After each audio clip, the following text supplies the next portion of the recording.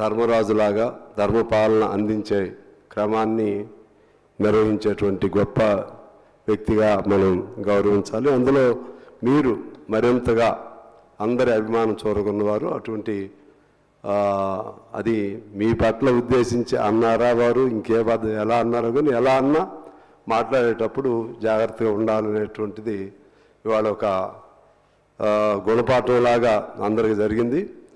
భవిష్యత్తులో ఎవరైనా సరే ఆచితూచి సభను సభాధ్యక్షుల్ని ఉద్దేశించి మాట్లాడేటప్పుడు, చైర్ని ఉద్దేశించి మాట్లాడేటప్పుడు జాగ్రత్తగా ఉండాలని నేను కోరుకుంటున్నాను. అయితే ఒక చిన్న మనవి మీకు నేను చేస్తున్నాను, మీ ద్వారా ప్రభుత్వానికి కూడా. ఈ సమస్యను ఇవాళ సస్పెండ్ చేశారు కాబట్టి ఇంతటితో వదిలేసి వారిని క్షమార్పణో లేకపోతే ఇంకో పద్ధతుల్లోనో రికన్సైల్ అయ్యే విధంగా చేసి భవిష్యత్తులో సభ మరింతగా అందరి పరస్పరం నిర్మాణపూర్వకమైనటువంటి విమర్శలు ఉన్నప్పటికి కూడా పరస్పరం ముందుకెళ్లే విధంగా ఉంటే బాగుంటుంది అనేది మీకు నేను అప్పీల్ పెడుతున్నాను. అలాగే ఈ గవర్నర్ వ్యవస్థకు సంబంధించి సిపిఐగా ఆ వ్యవస్థ ఉండకూడదని మా విధాన నిర్ణయం. కానీ మన గవర్నర్ గారిని చూసిన తర్వాత వారు ఈ నెల 2 నెలల కాలంలో వారి ప్రభుత్వంతో వారు కొనసాగిస్తున్న విధానాన్ని చూసిన తర్వాత రాజ్యాంగానికి అనుగుణంగా ఈ రాజ్యాంగ అధిపతిగా ఆయన తన బాధ్యతల్ని సంపూర్ణంగా ఎటువంటి వైవిధ్యాలకు తావు లేకుండా సంపూర్ణంగా ఆయన కొనసాగిస్తూ ఉన్నారు. అందుకని వ్యక్తిగతంగా వారికి, అలాగే ఈనాడు వారు ఇచ్చినటువంటి గవర్నర్ మెసేజ్ అడ్రస్, దానికి కూడా నేను వ్యక్తిగతంగా పూర్తిగా మనస్ఫూర్తిగా అభినందనలు తెలియజేస్తూ ఆమోదం కూడా తెలియజేస్తా ఉన్నాను అధ్యక్ష. అలాగే ఇవాళ ఈ మాట్లాడే వాళ్ళని చూస్తే ఏదో అంటారు సామెత, వినేవాడికి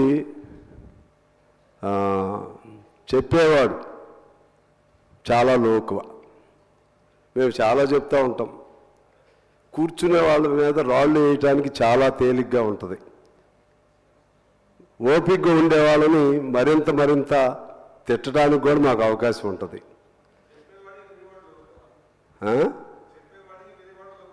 అదే నేను అనేది, వినేవాడు అంటే చాలా తక్కువ. ఎందుకనంటే మా తప్పులు మాకు కనపడవు, మేమేం చేస్తున్నామో మాకు తెలియదు. కానీ మొత్తం అన్ని తప్పులకి మీరే బాధ్యుల్లాగా చేసి మాట్లాడటం నాకు విచిత్రంగా ఉంది. మేము గవర్నమెంట్లో ఉంటేనేమో మా తరపున గవర్నర్ చేసే ప్రసంగం అద్భుతం, మేము ప్రతిపక్షంలో ఉంటే గవర్నర్ చేసే ప్రసంగం ఇది చాలా దుర్మార్గం, రాజ్యాంగ రహితం, అదేవిధంగా ప్రజా వ్యతిరేకం. ఇటువంటి భాష ఇది ఎక్కడో ఈ లాజిక్ ఎక్కడో మిస్ అవుతుంది, నాకేం అర్థం కావట్లేదు. ఇందులో ఏదైనా నిర్మాణపరమైనటువంటి సూచనలు తప్పులు ఉంటే మాట్లాడాలి తప్పితే కేవలం కుర్చీ మారిన వెంటనే, అధికారం పోయిన వెంటనే మరొక రకంగా మాట్లాడటం అనేది ఇది చాలా విచిత్రంగా, పద్ధతి లేని విధంగా ఉందని తెలియజేస్తున్నాను అధ్యక్ష. ముఖ్యంగా ఇదే పరిస్థితుల్లో ఇవాళ బీజేపీ మిత్రులు చాలా మాట్లాడారు. వాళ్ళకి నేను గుర్తు చేయాలి. ఎందువల్లంటే ఇంతకుముందు 55,000 కోట్లు అప్పు ఉండేది భారతదేశంలో. ఈ 14 సంవత్సరాల్లో 1,00,000 కోట్లు అదనంగా అప్పు చేశారు. 14 ఏళ్లలో దాదాపు 65 ఏళ్లలో 55,000 కోట్లు ఉంటే ఇప్పుడు 1,00,000 కోట్లు అప్పు అయింది. టోటల్గా 55,000 కోట్ల అప్పుతో ఇవాళ భారతదేశంలో ఉంది. అక్కడ అడిగేవాళ్ళు ఇక్కడ మనం వాళ్ళని అడగం కాబట్టి అక్కడ వాళ్ళు ఇక్కడ ఎన్నైనా అడగొచ్చు అనే పద్ధతుల్లో వాళ్ళు మాట్లాడుతూ ఉన్నారు. అదేవిధంగా ఆకలి బాధలో మన భారతదేశం ప్రపంచంలో 101వ స్థానంలో ఉంది అధ్యక్ష. మనకంటే బంగ్లాదేశ్, పాకిస్తాన్, ఈవెన్ ఆఫ్ఘన్ కంట్రీస్ కూడా ఆకలికి సంబంధించి బాగానే ఉన్నాయి.